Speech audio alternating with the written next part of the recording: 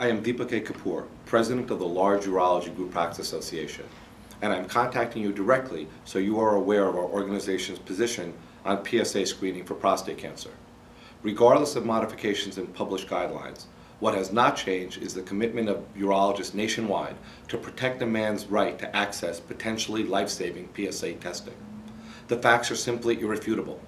In the PSA era, the 10-year survival rate for prostate cancer has increased from 53 to over 97%, while the overall mortality from this disease has declined by nearly 40%.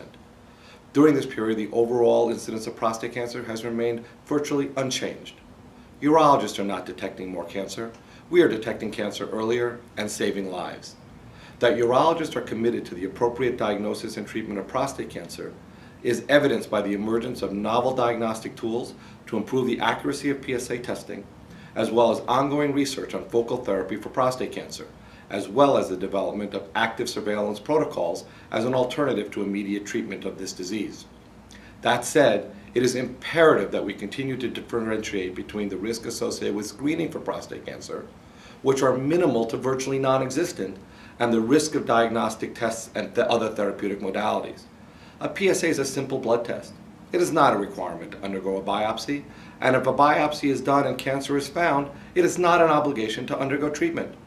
Simply put, a PSA provides information that allows a patient, in consultation with his doctor and loved ones, to make his own appropriate healthcare decisions. It is critical that we not lose sight of the fact that despite the gains that we have made, prostate cancer remains the second leading cause of cancer death in men.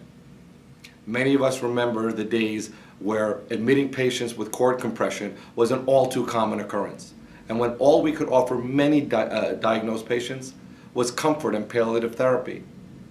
Guidelines released from government bureaucracies that suggest banning PSA testing for all men risk undoing 20 years of progress in patient education and treatment.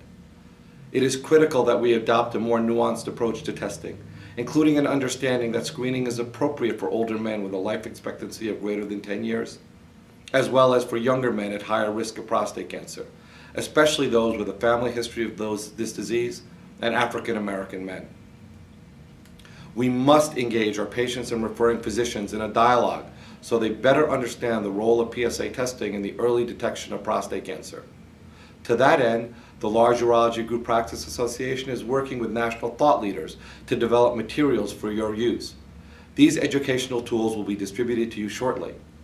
As the physicians with the primary responsibility of diagnosing and treating prostate cancer, we must remain steadfast in defense of our patients and ensure that no government bureaucracy, insurance company, or even other physician be empowered to deny a man the right to be screened for prostate cancer if he so chooses. I thank you for your time and attention.